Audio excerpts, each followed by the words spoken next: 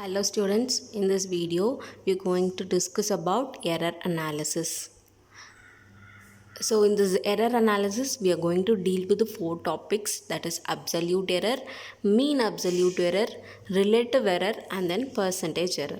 So before going into these errors we have to know how to find the true value. Okay, so true value is the exact certain value. As we said, when you go for the measurements, we will not be going into the one exact value. You cannot go for only one measurement and take it as the true value or the error value. To find the exact value in the measurement or doing the experimental procedure, we would be going to 4 or 5 number of repeated experiment and repeated value measurements.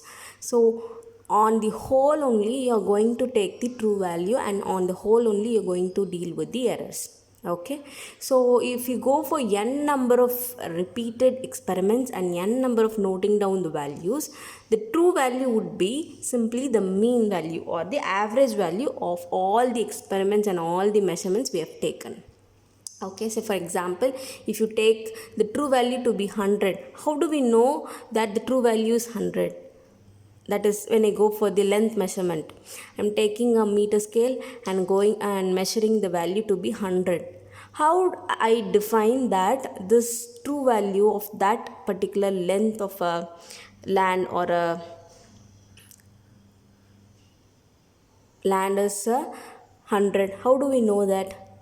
It is not possible, right? Because when you take the meter scale or measuring tape, there might be some variations in the instrumental setup itself, or there might be some mistakes or calibration errors in the meter scale itself. See, if they define when constructing a meter scale or when designing a meter scale, they can you have the meter values like this, scales. So there might be the difference or errors in this meter setup itself that might not be known. So we cannot go for the value to be the exact one by this single measurement. You have to take the meter scale, or you have to go for different types of instruments, and you have to set up different types of conditions and repeat the values. And if you find the average of all the values we have measured, that one will give the true value. Say for example, if you take a meter scale, if the scale is in the proper condition and if it is of no errors, if you take different scales also and measure the length of your land or room, it would give the same value. Say for example, 100 100 100 repeatedly. If you go for n number of readings, and if you take the average of all these four values, say for example 100 plus 100 plus 100 plus 100, all this is 400. And if you take average, see, average is that sum divided by number of values, it is 4. So again you will get 100. So this is your exact value. So all the you can see that all single measurements, I don't have any changes or errors with different conditions also, and I have the exact true value. Okay, so this average value what you take is the exact true value, and not, you cannot define the true value with a single measurement. Okay, so true value is what? You have to go for n number of repeated values, add up all the values and divide it by how many number of experiments you have done. That is called the average or mean value. Okay, what is this? This is called the average or mean value. Only this will give the exact true value. Okay, so this can be written as, in the symbolic notation, it is C. This divided by n I have taken outside and written as 1 by n. Then this one is, as I said, it is on the whole. This on the whole is called average or mean, and this adding up the values. No, what I'm adding, a value I'm adding. How do I add? 1 2 3 till n. So it is 1 to n. So this is, in general, I've taken as ai, and this I value is from 1 to n, starting from 1 till n. So it is starting from n till n, how many numbers I have. Okay, and what I do with this a value, I'm going for, the symbol is called summation. So summation is nothing but plus. So I'm taking a value from 1 to n. I'm going to add, that is do summation, and then divided by n. So this is what is the mean value. This mean value is called the true value without any errors for an experimental setup.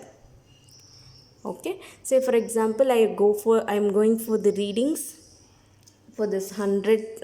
Let me take the true value to be 100, but you cannot go for the exact true value is 100. You can find the true value by finding the average of the experimental results you get. So first time when I take a reading, I get the value to be 99.1, and second time I get it as 99.8, third time as 99.4. So these are the different readings I get for 5 different experimental results, and when I go for the average, I find it to be 99.5. that is adding up all this divided by 5, I get the value as 99.5. So my true value is this one, not the 100. So because I don't know whether it is true or not, I am going for the experiment and finding whether it is true, then the true value is found to be 99.5. Next we are going with the, so we have understood how to find the true value for any measurement case. Then we are going in for the error analysis. Now we have to find whether there is an error or not. So first type of error analysis what we are going to do is the absolute error. So by the term absolute itself, you can understand this is the exact error. So how do I know that there is an error? See, I know the the actual measurement value of this length is 99.5. Now, when I take a scale and measure, the first value I get it as 99.1. Whether there is an error in my reading or not? Yes, there is an error. How do you know this? You can find the difference. This is accurate value, that is this is the original value, and the value I get is 99.1. So by seeing this itself, we can understand there is an error. Okay, so how do we say that? Because there is some difference in the original value and the value I take. This difference is mean to be the error, that is the absolute error. Okay, so see that absolute error definition is magnitude of difference between the true value and the measured value. This is the true value, this is the measured value. The difference is what is the absolute error. Okay, so see that absolute error for the first value. For each term, you're going to find the absolute error. For the first term, this is the measured value, this is the true value. Okay, so the difference is what is the absolute error for first one. So this is nothing but del. This del is also called as change or difference. Okay, so this change in the value of a1 is nothing but my true value. True value is nothing but my mean. So true value minus the first reading value. And similarly, the change in the second value is nothing but the true value minus the second reading I have taken. Okay, this two lines is called as the modulus. That is nothing but it considers only the positive results. Whether if the difference is also negative, you take only the numbers, that is positive value. Say for example, the mean is 99.5, and when I take for the reading, sometimes I get 100 also as the result. So when you find the difference, it is minus 0.5. You need not consider the signs here. You go for only the numbers here, which is 0.5 is the change value. It is not minus 0.5, it is not plus 0.5. How much difference we have from the exact value is that 0.5. Only the number you consider, then that is called as the modulus value. Okay, so this is what is the absolute error. So next what you have is mean absolute error. By the term itself we can know.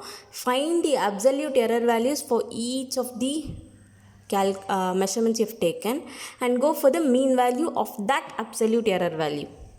Okay, so what is absolute error value? See, for the difference, change in the value of a1, change in the value of a2, change in the value of a3 till change in the value of an.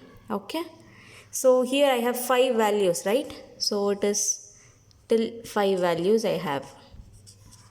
That is, what is the change in the value of a1? Actually 99.5 is my true value. change in the A1 is true value minus the value I get. 99.5 is my true value minus 99.1 is the value I have measured. So divided by, this is my absolute error value for A1. Similarly, absolute error value for A2 is, this is my measured value, this is my true value. So 99.5 is my true value, 99.8 is my measured value.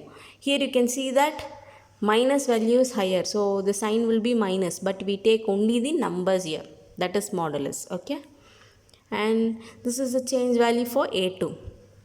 Then the change value for A3 is 99.5 is the true value, and third reading I've got it as 99.4 is what the measured value. Okay, similarly you do for the n values. So for each reading I've taken, I'm finding how much difference we have got from the true value. This is what absolute error. Next, what you have to deal with is mean absolute error. So for this you would have got some value changed value, right? You are going to add up all the values and divide by the number of values. It's called mean. What is mean? You have to go for add up all the values and then divide by total number of terms. So what are the numbers you're going to add?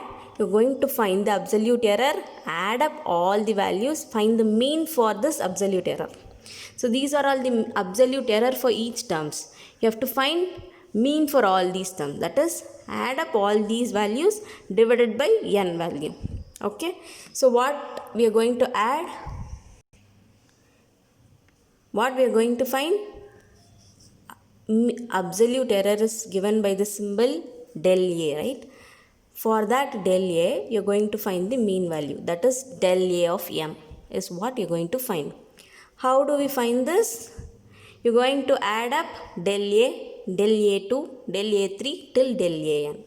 So add up del A values. That is, add up each of the absolute term values till n value and divided by the number of terms, that is n. So how do we symbolically represent this? So 1 by n, take the 1 by n outside. Instead of plus plus, you can go for the summation symbol. From where do we start? From 1 to n. What is the term that we add? Del A. So del A I. So this is my mean absolute error. So the third type is relative error. The term itself, you've understood that it is relative to something. So you're going to relate one with the other. Okay. So here what is the thing you're going to relate is, I found one value as the error and I'm going to relate with the true value, right? So the relationship between the error value and the true value. So how do we say the error is also by the mean value? So it is, relative error is the relationship between mean absolute error and the mean value. This mean value is nothing but true value, right? How do we find the true value? By taking the mean of all the values we have get. That is the true value, right? So the relative error is that you have to divide. That is, when you go for the division, you can tell this one also as the ratio. So ratio between what? Mean absolute error and the mean value. So relative error is nothing but ratio of mean absolute error and the mean value or true value. This mean value is also called true value. Okay. So by the notation you get it as relative error equal to mean absolute error is given by del AM, right? So del AM divided by mean value is given as AM. So relative error is nothing but del AM divided by AM. Okay. And the fourth type, final type of error is percentage error. If you go for the term called percentage, what you do? We simply multiply by 100. That is the percentage value, right? So where do we multiply this 100? With the relative error. you have to find the relative error and then multiply by 100, you get the percentage error value. See that the definition of percentage error is that relative error expressed as percentage, that is relative error into 100 is my percentage error. How do we write the relative error? It is del AM by AM. So del AM by AM into 100 is my percentage error. I hope you have understood this error analysis value. Please subscribe to my channel. Thank you.